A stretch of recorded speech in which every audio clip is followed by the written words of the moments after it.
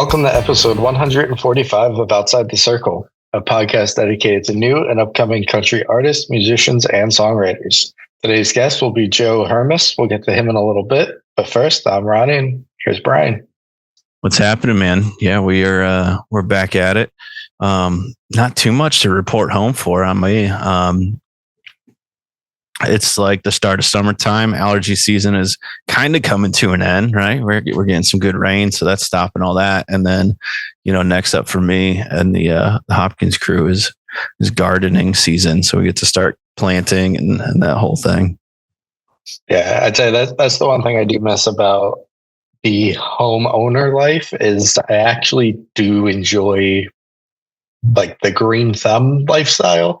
I'm not very good at it, but I like to do it, and it makes me feel a little accomplished.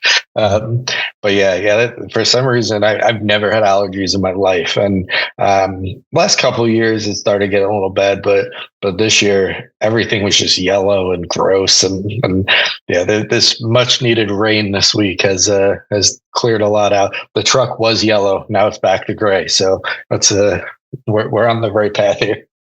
Dude, it was wigging me out because, like you said, I never had allergies. I worked outside for a quarter of my life of doing like construction, everything, and all of a sudden, in the past 2 years, I don't know, it's because mold, but it's like it's wrecked me. And just as soon as like I'm getting sick, like I can't play my guitar, certainly can't sing. I mean, I could play my guitar, but I can't sing. And like all these gigs start kind of pouring in. I'm like, oh my God, how am I going to do this? Like I can't sing at all. Like, and it was lingering. These things are lingering in my head and everything. I was like, I am never going to get. I'm never going to get healthy again. Like this is going to be horrible. Luckily, it's all cleared out. And yeah, I was rehearsing at the kitchen table earlier today, and yeah, I feel good. Range is back. It's nice. Good. Well, what do we got? We got a month and a half till that farm show at Pop. So yeah, you got some time to kick whatever's lingering, and yeah, no, I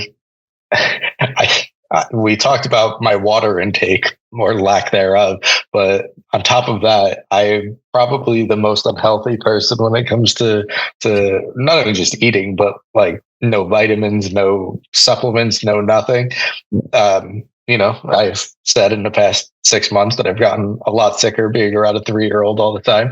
But the last 2.5 weeks or so, I've been crushing my daily multivitamin and some vitamin C gummies, and I've never felt better. So there must be something to this healthy lifestyle that people brag about. Yeah. Oh man. Yeah. Talk about like for real adulting. Our intro is about weather and vitamins that we're taking. Yeah.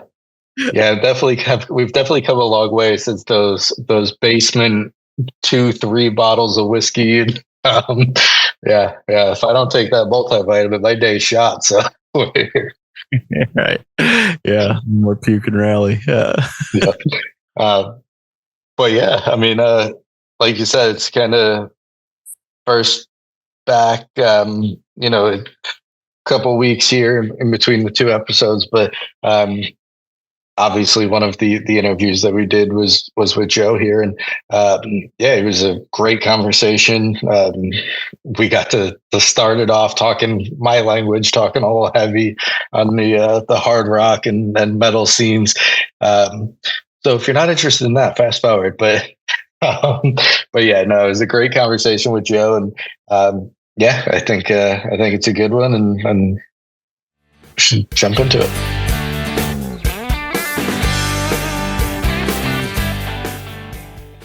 All right, everyone, we're here today with singer-songwriter Joe Hermes. Welcome to Outside the Circle, Joe. Thanks for joining us today. Hey, thanks for having me. I'm happy to be here. Yeah, we're excited. We we mentioned before we jumped on, we've been talking about this for quite some time, probably about almost a year to the date. The first time we were supposed to have you on was the last week of April last year, 2024. So a lot of new music since then. So we'll definitely jump into all that. But you've definitely kept yourself busy. Before we jump into that, though, let's kind of start from the beginning. We always like to ask you a little bit about yourself, where you grew up and how important music was in your household, things like that. Sure.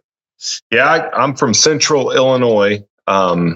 Bloomington, Normal, Illinois is the major cities. I actually grew up in a small town just south of there called Hayworth, a town of about 1,500 back then. And music, I don't come from a musical family. I don't have a musical background. I always gravitated towards it with my buddies, like in junior high, and we got to listen to Metallica and playing guitars, and it kind of drew me into music. But I didn't come from like a family that played or anything like that, and got to a point where, I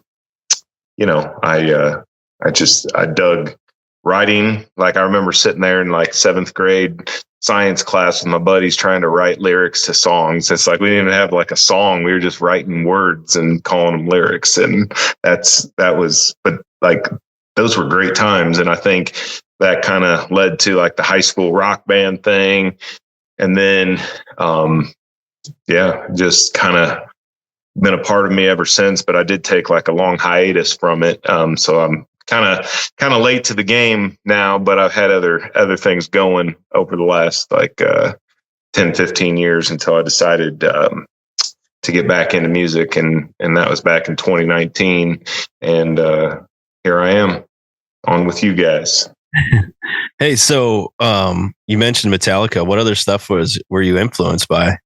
Oh man. I mean, I remember everything from Alabama to Bon Jovi. I remember dancing around my mom and dad's pool at parties, like over the summers, like trying to play air guitar to Bon Jovi, living on a prayer, shop, you give love a bad name.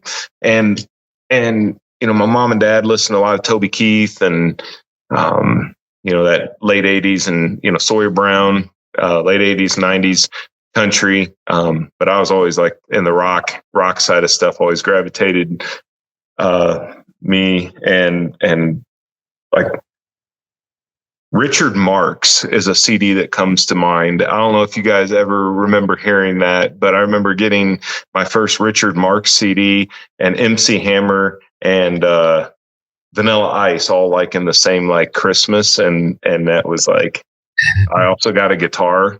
And I think that was like where it really kind of started for me. Nice. So we're based out of New Jersey. So when you talk Bon Jovi, you're talking our language. Talking my language. Brian's from upstate New York, but I actually grew up. I got a Metallica story and a Bon Jovi story. So I actually grew up a block away from Bon Jovi's parents' house. So I could out my back kitchen window, you could see like the side of their house a block over. Oh wow! So Bon Jovi, Bon Jovi's house, parents' house. Yeah, like John's house. Yeah. So it's he wasn't there when I was growing up. At that point, he was already like touring the world and all that stuff. But taking names. Oh yeah. But they, as far as I know, they may even still live there. They did up until at least like 10 years ago was the last I knew. But yeah, so Bon Jovi's our you're talking our state songs here, but Metallica though. So the town. So I grew up in Bon Jovi's hometown. And then when I was in high school, I moved to another town just down the street. My friends in high school lived in, knowing Metallica, have you ever heard of the Old Bridge Militia? It's like they were responsible for like Metallica, Anthrax, Slayer, Megadeth, like they put them on the map on the East Coast. It was just this they ran shows out of a flea market. It was a really weird setup. But the guy who ran Old Bridge Militia lived in the town that I moved to. And Metallica recorded Ride the Lightning in the basement of that house. And when I later in life, my friends moved into that house, and I swear you could hear all of the residual noise in the like coming off the walls. And so where the magic happened. Yeah. And that's the stuff that I grew up on too. The Metallicas, the heavy stuff. So it sounds like we both kind of took a little bit of the same path, starting heavy and finding our way eventually into the country world a little bit. Well, yeah, man. I was always, it was just hard rock, metal. I mean, up until I avoided country like the plague.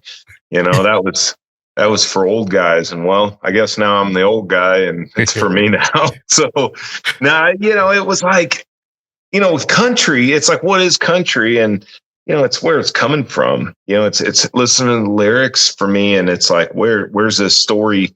It's the story. And what's the story about? Whereas in like rock and metal, it's like, man, give me a driving riff, some great distortion, some banging drums. I don't care what the guy's saying. Just let it rip.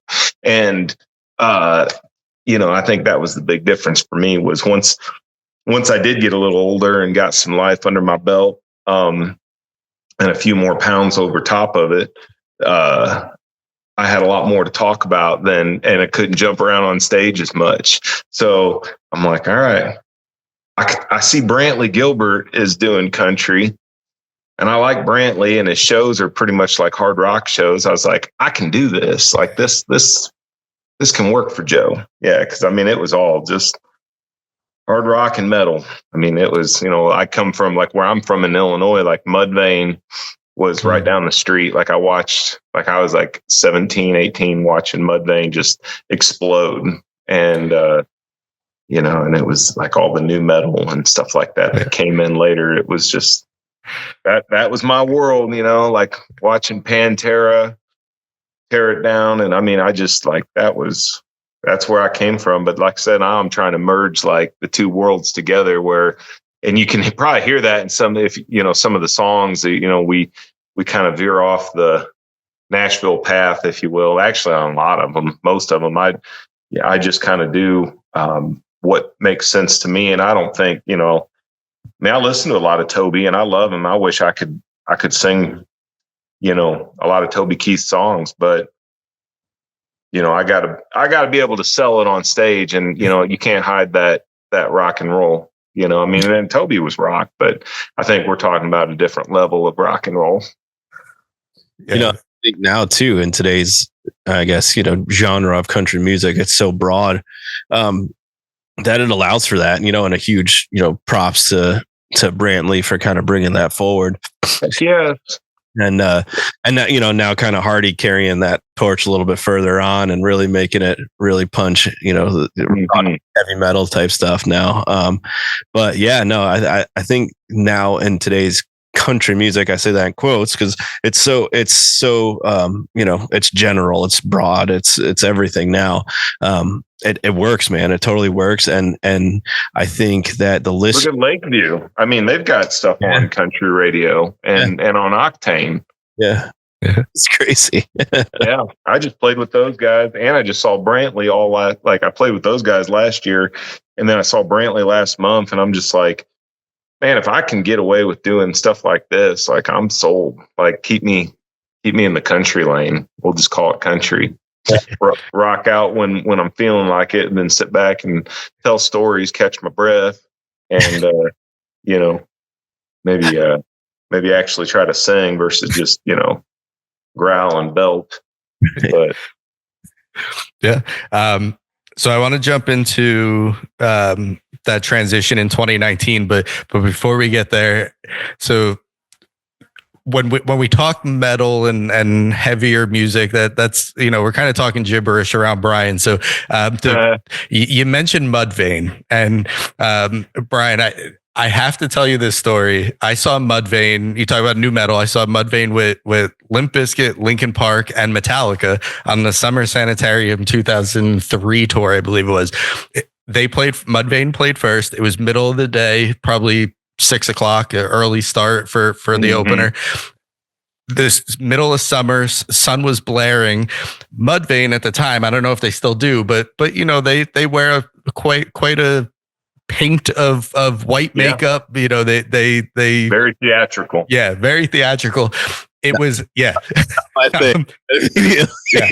It was so sunny and so hot that the entire band stood behind the drummer out of the sun and played from the back of the stage the entire set. It was so good. But anyway, awesome. I will never forget that moment. It was comically, but like they were the best band on the bill. It was so good. But anyway, let's move on from that. So you mentioned 2019, you mentioned getting back into music and really kind of hitting the ground running here. We kind of always like to ask like what was that moment for you that you knew like all right, this is what I'm doing. This is the career I'm focusing on. This is it for me. So, when I was playing college football. And after I got out of the hard rock scene and I got into college football, I went into actually college coaching, and I was a Division I strength coach for a lot of years. And I put down the guitar completely, quit playing music, because at that point, it was what was taken away from my future, and there was always something missing. And I was coaching at a pretty high level and had a ton of responsibilities, and something was missing, and I ended up picking up the guitar and started it was an acoustic this time, started writing songs, and didn't really know what I was doing, never been on a stage before by myself, and so I went and started doing some open mics, and my wife, she talked me into it, and it was such a rush to be up there by yourself and, and just kind of lean on yourself and no band behind you. And when I got my first opportunity to play my own show, and I brought some guys in that were playing open mics with me, we'd all kind of share the stage, and had a guy from Nashville sitting there in the audience that knew a friend of mine, and they had stopped in. I didn't know he was coming, and he's asked me if what I wanted to do with music, and I said, "Man, anything I can, I guess." I had just really kind of started getting back into playing and starting to actually write songs and things, and he brought me down, and I started doing some demo sessions down on Ocean Way Studios, and I was blown away, and it was just like it was such a rush, and I'm like, why, how am I here with these guys? These guys were phenomenal musicians, and I'm just, a hack out of Illinois that likes to write songs and strum on a acoustic guitar. And, it was the challenge of it. I kept coming back, and I kept writing more songs, and I met my current producer and mentor and manager, Dale, in 2020. And I think once I started working with Dale and getting around full-time writers, real writers that write for, some big cats, and starting to learn the craft of that, and then trying to develop my voice and find who I was, and the whole journey of it was scary and interesting. But then at some point in probably about the last 18 months, I think it went past. It just went past this is cool, this is fun. I'm having a rush playing shows when I can get them, and this is what I want to do, and this is what makes me want to be a better person. This is what makes me want to work harder. This is what makes me a better dad. I feel like a better, just in all aspects, because I'm the kind of guy that has to believe wholeheartedly what I'm singing about and what we're writing about. And through that writing, it's almost like you're kind of writing the script for your life, and you start hitting on all these different topics and subjects, and you're writing from your heart, and then you're singing them, either acoustically or with the full band, and all of a sudden it's a part of you. And so I don't know. I think I just kind of hit a point where it's like, this is what I want to put my time into, regardless of, I spent the last, 10, 12 years before that, like making a living so that I could have like a stable environment. I'm not, having to choose between, putting food on the table or playing music. And I think had I followed what I wanted to do back when I was like 18, 19 years old, that's how it would have been. I don't think it would have lasted very long. But now, I did put in the time to build a stable, income, nothing great, but enough that I can not have to sit there and worry about picking up extra, extra time. And, it was like, I can actually dedicate some real time to this. And so as long as it's not taken away from, from my livelihood, I'm going to give it everything I got, and hopefully, turn the corner with it one of these days. Yeah. I mean, I think you hit all the points exactly as like any, aspiring musician is. I mean, I'm a solo guitarist and singer myself. So I know that struggle of, getting on stage and then, feeling really vulnerable. But when you believe in what you're doing, it sure as hell makes it a lot easier though. Right. I mean, when you're singing the truth on stage, it becomes, that therapeutical moment where you're not really, you're not trying to entertain, then you're just kind of letting it out, right? You're just letting it out, and it doesn't feel like it's not as scary anymore or whatever those feelings are. But no, man, I dig it. I love it. I love everything you just said, and I also just left like a pretty well-to-do job and left the 16 years of that, not to pursue music, but to, move, be closer and be more of a family man, and couldn't have, made a better choice. So,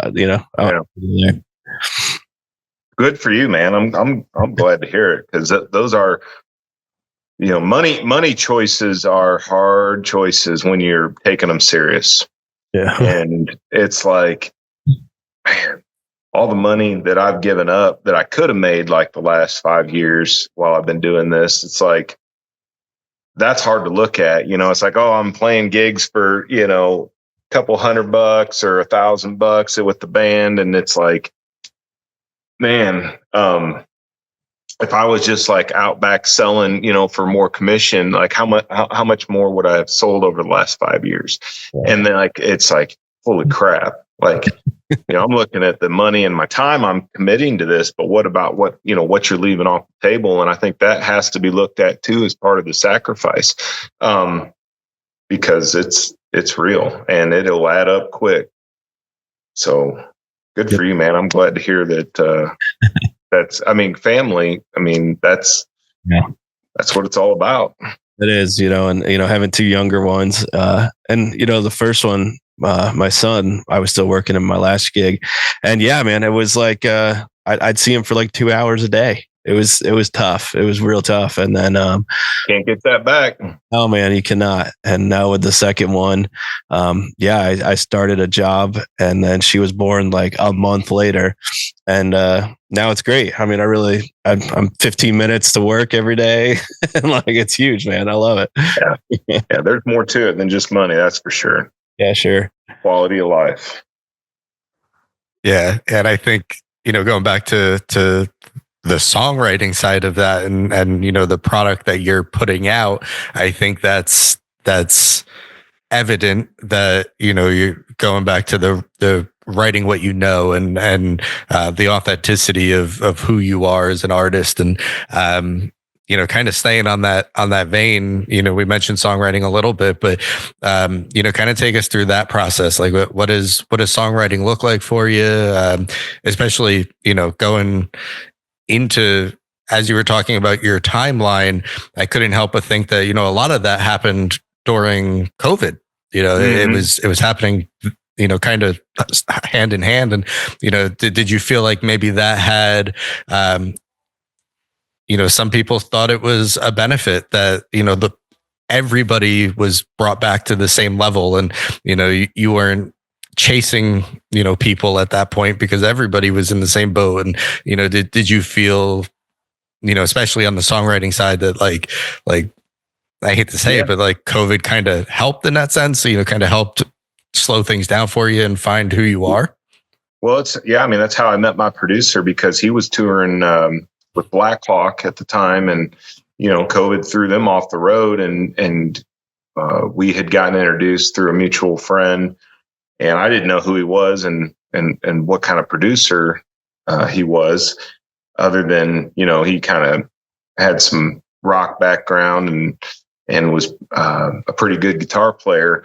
But the COVID is exactly, he all of a sudden he had a whole summer worth of shows gone, and so did some of the guys he writes with. And so, we just kind of all teamed up, and I started making more trips down to Nashville, and the writing just kept going. And I mean, we've written a ton of material, and I think it's interesting because the first couple years of writing with these guys, it was a lot of flushing out a lot of old wounds and stuff, and what's interesting is in like the last year or so, we've been writing more positive and up tempo stuff. And it kind of shows me like where I'm at today, versus where I was a couple of years ago, and where I'm singing about more fun, positive things now. And I think it's just a direct reflection of where I'm at as a person. And I just think it's so cool because if you do go into my catalog and look at some of the older stuff, I mean, there's a lot of dark things lying in those songs. And like now it's like we can actually write about, having, just good times and fun, and not just partying and drinking, but, just good stuff with the family, good stuff, with whatever's going on, just driving to Nashville. We just wrote a song about that, like simple, but it's like I said, those songs wouldn't have come out, years ago. So that's just something that came to mind when you're talking about the process, and obviously learning from these guys and learning how they structure songs. And, that's seems so simple sometimes, but yet so hard other times. It's just one of those, when these guys are good at writing songs, they make it look so easy. So I think aspiring to learn their tricks, and I think that's what keeps me interested in the songwriting side of things. Yeah. I just had a really weird light bulb moment. As consumers of music, there's that when you hear a song for the first time, and then when you hear it 10 years later, it brings you back to that first time you heard it. And, it brings you back to that moment, and you could remember where you were in life. And, I don't know why it ever put two and two together, but that happens for you as the writer as well. Like you could pinpoint moments in your life as you are writing these songs, and 100%. Weirdly, I don't think I've ever made that connection. In my brain, it was always about the consumer. And right. But that's interesting to like. It is. And like we just got off stage last Friday, and my keyboardist, he looks at me and he's like, "Are you all right?" And I'm like, "Yeah, dude, I just need a second." Like, and it's like, man, I'm not tired from the performance. I mean, we did like a hour set, but what I'm tired from is going through like all of those different stories and emotions, like while I'm on stage, because I have to actually like go there mentally to feel like I'm performing them well, because everybody that's seeing them, they're hearing them. Most of them are hearing it for the first time because they don't know who I am. And so I feel like I owe it to the songs to like go to where I was writing those to try to convey it better. And that's just, like I said, that's mentally and emotionally exhausting is on top of just the physical nature of, playing for an hour. Yeah. Yeah. That's, yeah. I mean, yeah, putting yourself in those moments of maybe not specifically the moments of when the songs were written, but the moments of why they were written or the time frame they were written. Yeah, it's it's interesting to like really kind of wrap your head around that. And but I think this is kind of a good time to then go through our transition here and play the song we're going to play for you. Sure. Speaking of songwriting and all these emotions here. So let's have you go ahead and introduce the song for us, and then we'll chat about it when we come back. Yeah, absolutely. So the song "Bury Me with My Boots On," I had missed my flight. I was going to fly to Nashville, and I'd missed my flight. So I got up at like 4 a.m. and drove down there to be at this writing session at about 11 a.m. And I had been working all day the day before, got little sleep, and I rolled up into the session and I was like, man, just bury me with my boots on, because I'm going to die working this hard, back and forth. And so he's like, oh, that's a cool title. And so then we started plugging away, and it was basically a song about just working hard. And for me, the devil don't quit, so neither will I. And so I'm going to keep on working even after I die. And when I get to those pearly gates, I'm just going to, try to keep the devil away. So, I mean, that's just kind of like this, it's just a blue collar, like working hard song, guys. I mean, it's just, work hard in this life and in the next, I guess.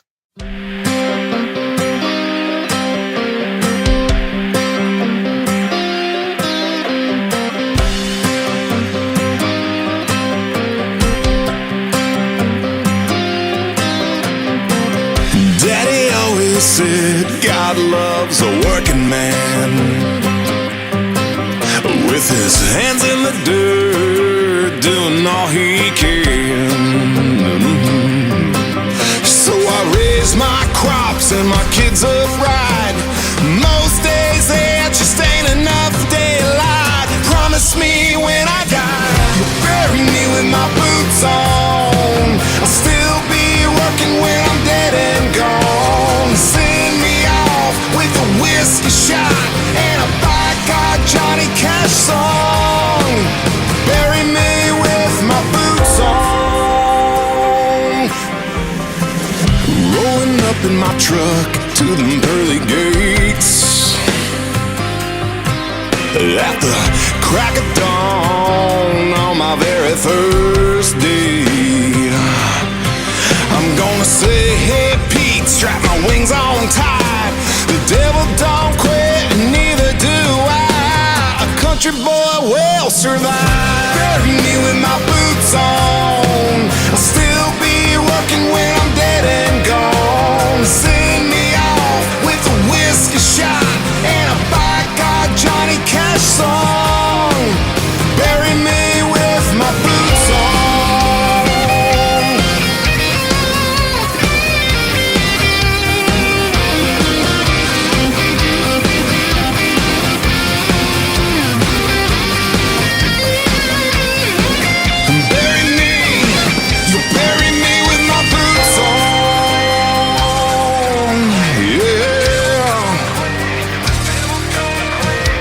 Devil don't quit, and neither do I. Promise me when I die, bury me with my boots on. I'll still be working when I'm dead and gone. Send me off with a whiskey shot and a by-God Johnny Cash song. Bury me with my boots on. All right, so let's talk about "Bury Me with Boots On." You kind of gave us the introduction to it, the lead up to writing the song. Kind of digging into it a little deeper. Like, what was that inspiration? more so just, you talked about writing it and then now being, your newest release and your new single and making sure the world got to hear it. Yeah. I mean, writing that song, it really for me stemmed from a saying that my dad used to say, which was God loves a working man. And I never, really knew what that meant until I was out there busting my hump and trying to earn a living.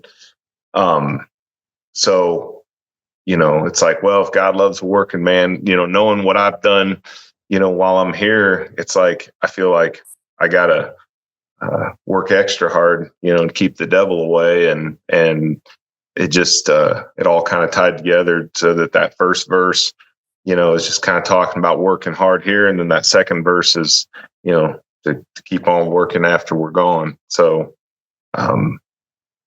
yeah, sorry. What was the rest of that question? Just making the decision, I guess, of that being the next single that you put out and, just making sure the world gets to hear it. Yeah.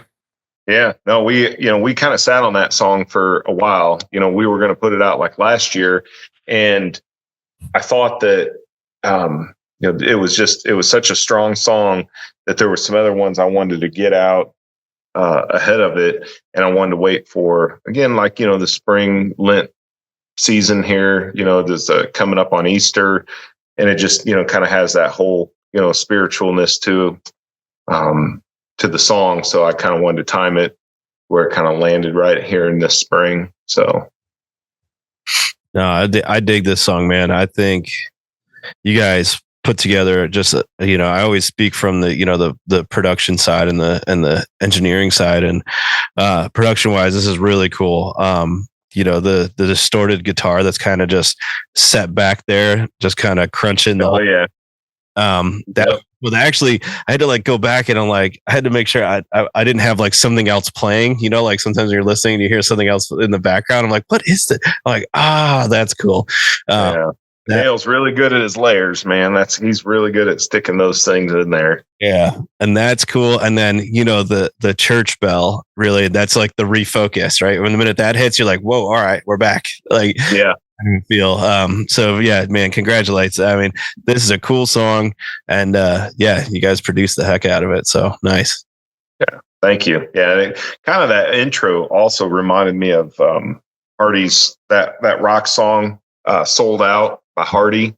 Yeah. I don't know why, just something about that acoustic strumming like kind of just reminds me of that beginning of that song by him. So I was like, that's how I knew. I was digging where we were going with it. Yeah. I usually comment on the lyrics, the message of the songs, and I think you did obviously you wrote it. You did a hell of a job kind of explaining it there for us too. But for once, I'm actually going to comment on the musical side of it.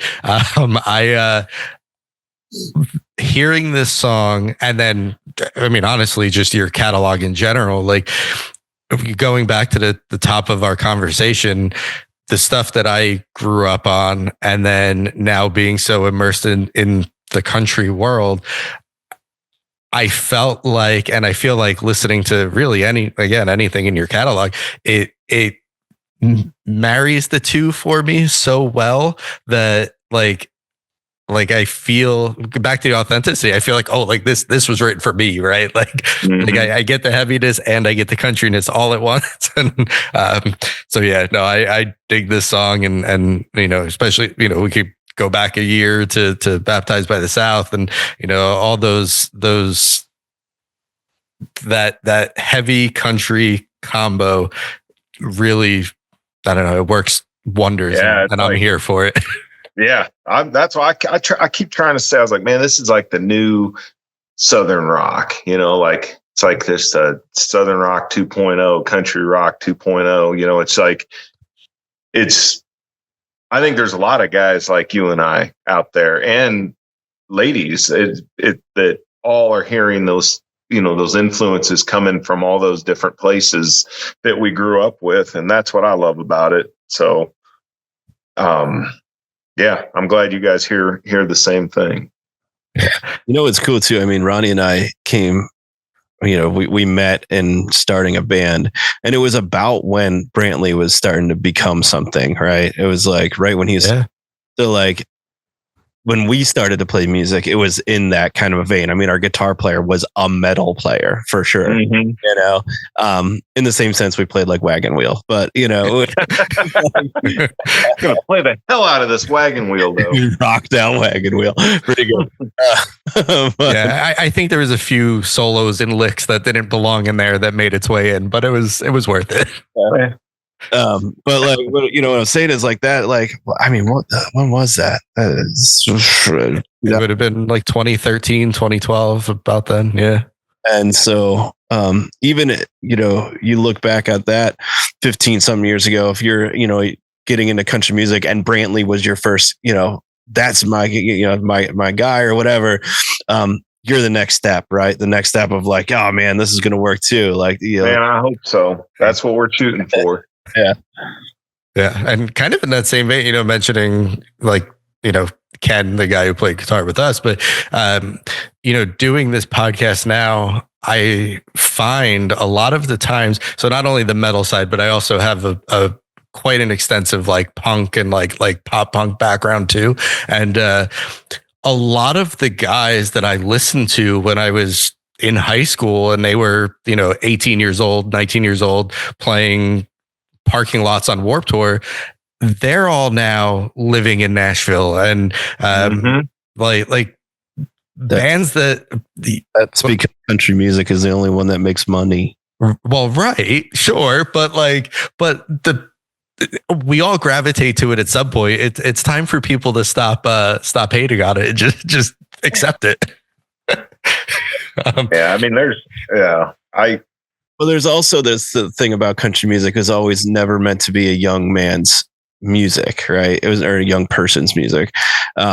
It's always been like an adult's or a thinking kind of versus it just being like energy and angst, Well, the way I'm looking at it, if you go back to like, the old country with like, Waylon and Merle and those guys. I mean, those guys were like rugged, outlaw, independent guys, right? Well, what the hell were skaters, punk rock, hard rock? I mean, we're all the same guy out there on the fringe. And now, it's like same way, like, those guys were not the country music of their time. They kind of made it their time.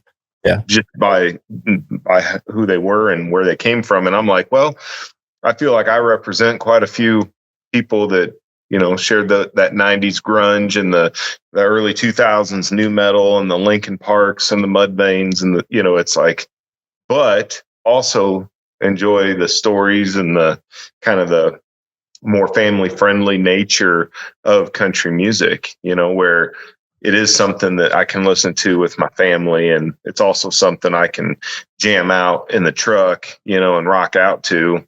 So that's what I like about it. It's versatile there. And like I said, I kind of enjoy bringing the metal rock stuff into it, cause I don't know. I feel like I said, there's a lot of buddies of mine that identify with it. All the guys I play with in the band, they all link up to what the songs are about. And so, that's how, I just feel like I'm on the right track with it. If the guys that are playing it are living it and, just rinse and repeat with everybody else. Yeah. So kind of on that vein, that kind of leads into my next question then. So Bury Me with Boots On, released back in March, I believe. So about a month plus here out in the world. How has the response been? How's everybody been liking it so far? I think it's been pretty strong. It's I've had some people comment that I really hadn't heard from for a long time. And, it was, so yeah, I would say some people that I consider, their opinions matter a lot in the music world. We'll put it that way. Having, comments from them meant a lot. And then, like I said, having, it's doing well on Spotify. I think it's 150, 60,000 streams, something like that. And that's helping things. And I think it's helping get some shows going. And so I'd say it's all positive. And I've had people ask if that's kind of the new direction is where this song is. And I said, yeah.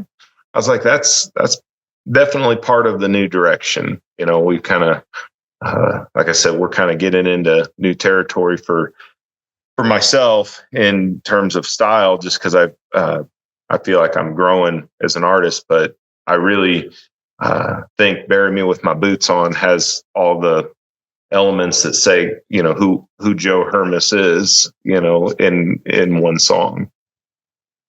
Yeah. So kind of taking that who you are into my next question. Let's talk about the live shows and the live performances. So you've shared the stage with some pretty big names, not only in country, but also in rock, and, kind of spreading the wealth there too. So, what does that live performance look like for you? What can people expect when they come see you? Well, they're going to see a little bit of everything. I think they're going to feel like at times they're in a rock concert, and then at other times they're, at a country show. And I think it just depends on what part of the set, they're walking into at that time, or just listening to. We go, we got some of the heavy up tempo stuff, and then we'll knock it down and really get into some storytelling and tug on the heartstrings a little bit and try to make somebody cry. I unfortunately have a record of, seems like every show we play, there's always some lady that comes up and we've had a song that hit her and she's crying, and I'm just like, I feel terrible, but I'm also like happy at the same time, because it feels like, I'm doing my job if I can connect with people like that. So yeah, you're going to see a little bit of everything, and you're going to see me wear it on my sleeve, the good, bad, and everything in between. No, that's good. It's kind of, I agree with you. Being a player, when you can make somebody cry, it's a sense of accomplishment that doesn't feel the greatest, but it works. You know what I mean? You're just like, I'm sorry, but it's real. Like, that's the thing. It's so real when that happens. Yeah. Yeah. That connection is huge, right? Yeah. Yeah. I mean, I remember watching Shinedown when they first started, and they were playing at the Canopy Club here right down the road in Champaign. And my sister, I took her to her first rock concert, and it was Shinedown, and Brent was on stage, and he took these moments where he would talk to the audience, and he did it in a way that felt like, he was talking straight to me, and my sister felt the same way. And it brought us into this like community that we're sharing this time right now together. Like, our story is together right now. And it was so like powerful that I've always remembered it. And I was like, if I can create one of those moments in my shows, like, then I feel like I've won. And because it didn't really matter, like all the rest of the stuff, the song titles, the songs themselves, how they're structured, none of that even matters if when they walk out of there, just they think, man, I really like that guy, or that guy made me feel better in some, or understood, or whatever the case may be. And, then they can go get into the catalog and, listen to the music and stuff, and then become, fans of the songs themselves. But I think just knowing that everybody that sees me, they're seeing me usually for the first time or limited times, that it's, that we're putting it on as strong as we can, so that they walk away remembering, something from that show. Yeah. So first, Shinedown, what a throwback. I haven't heard that name in so long. That just brought back so many, again, back to, hearing something and going back to memories. That just brought back so much. But I love Shinedown. Oh, you know a band that's not country? Yeah. But anyway, yeah, one of the things that I've always, I don't know if this is to sound pretentious of me or not, but one of the things I've always like quote unquote prided myself on is I don't care how good your album is. I don't care how well produced, how well written, how whatever. If you weren't good live, that was my like kicker. But it also goes back to what you just said. It wasn't always about the music. It was about the feeling of being there. And if you could have those moments, that was just as important as how you sounded on stage. And because yeah, you're right. They might not remember the specifics of that evening, but they're damn well going to go start Googling and that's how that snowball starts for people. And yeah, no, I agree with that a lot. The having that connection is really more important than a lot of other things, in my opinion, at least. But kind of with that, so kind of tell us a little bit about the future here. Anything coming on down the line that they have you want to touch on, or what's the next couple months looking like? Well, I'm hoping to be playing somewhere around CMA Fest and being involved in that down in Nashville. We're got a few shows lined up. We're building a tour right now in Finland this fall around first part of September. So that's exciting. I haven't been overseas yet. And good buddy of mine, also a rock guy, his name's Yuka, and he has been coming over to Nashville, and we, hung out together, and we're like, man, we're going to Finland. Like, let's go do a tour. Let's play some shows. And so that's coming up this fall. And then this summer, we're playing around a few shows here and there. I'm still hopefully getting on some festivals. I'm waiting to hear back on, that type of thing. So I try not to cover my schedule up too much with just like,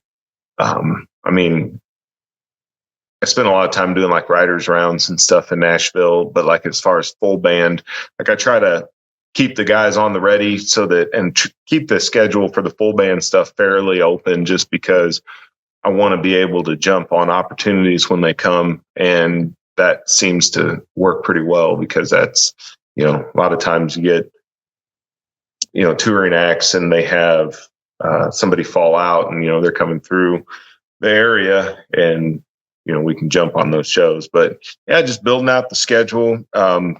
We're still writing music. I'm not sure when the next single is yet. We haven't set a date. But I'm sure it'll be soon, because the songs are starting to stack up again, and it's time to get them out and get them heard. So that'll be coming. But yeah, just playing and growing. Yeah. As you were saying it, going over to Finland, doing that Scandinavian European market, they like their rock and their hard rock, and so I feel like that could be quite an opportunity to kind of dig your feet in there, and all those guys, Sweden, Norway, Finland, all of them. I think that'll be a really, obviously touring and all that always is, but a really productive use of time, because that's going to be a market that I believe would really latch onto you. That'd be cool. Well, thank you. I think so too. And that's what you thought. So, and I'd say him and I share a lot of similarities in what we like. And that's what you just said is exactly what he said. So, hopefully that's the case. Yeah. All right. So Joe, why don't let's close up a little bit here. Why don't you let our listeners know where they could find you online and keep up with everything? Sure. Joe Hermes Music. It's HERMES, but that's my handle on all the socials. Facebook, Instagram, TikTok, and then you can find a lot of videos on YouTube and obviously Spotify, Apple, but joehermesmusic.com. and take you to all that stuff. So look forward to seeing, you and your listeners down the road. Awesome, man. It's been an absolute pleasure. And thanks for joining us tonight. Pleasure's all mine. Thank you guys very much for having me.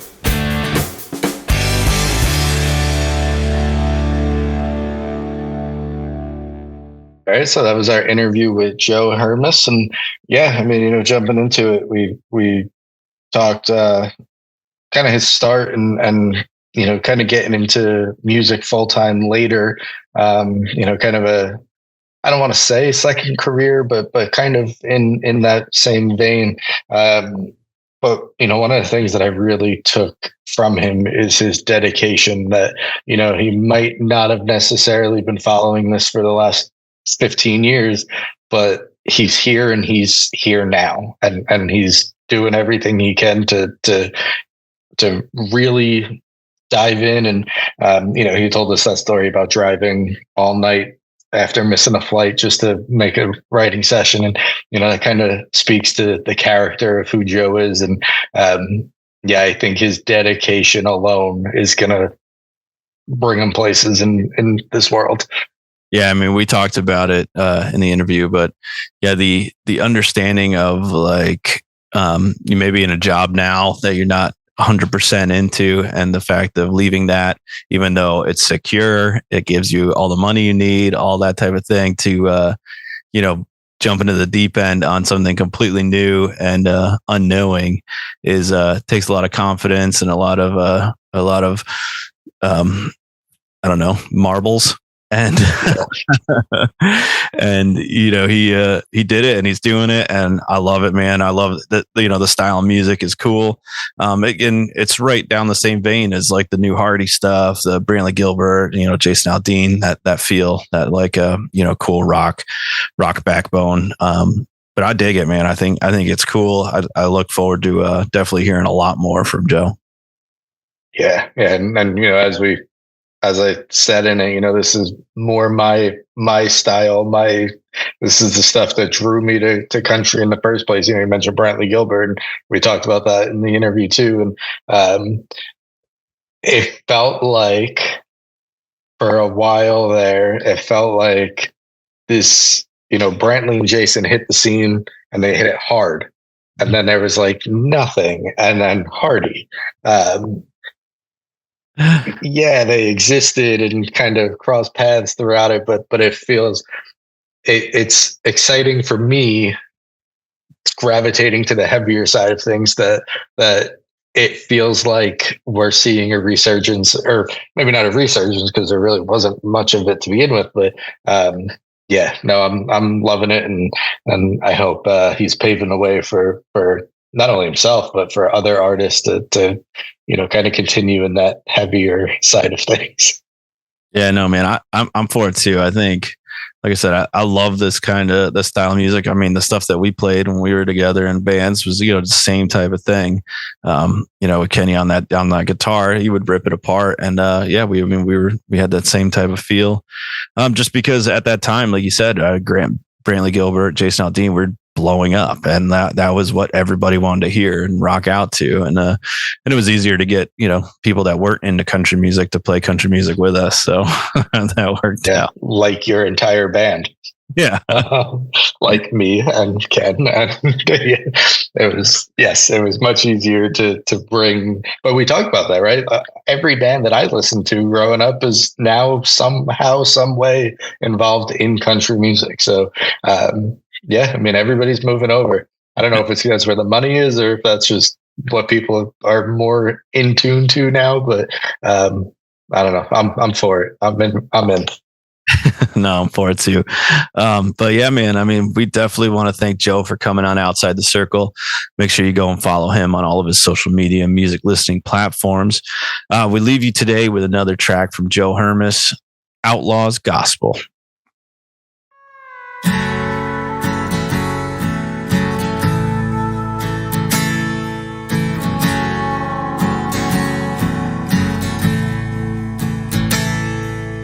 Even on the nose of hell, I've seen along this road less traveled. There she was standing at a crossroads like a psalm straight from the Bible.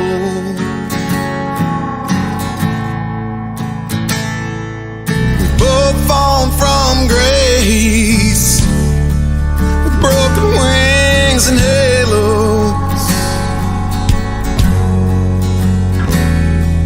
We put each other back together now. Our peace is fit forever and ever. I've been out here living life on the road like a lost highway apostle. When I found you, you opened my eyes. This kind of love didn't seem possible. Your heart and mine, writing this outlaw's gospel.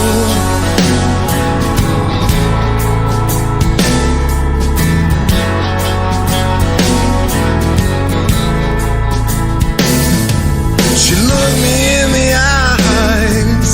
You know, Jesus was a rebel. I looked back at her and said, baby, you're my angel from heaven. I've been out here living life on the road like a lost highway apostle. When I found you, you opened my eyes. This kind of love didn't seem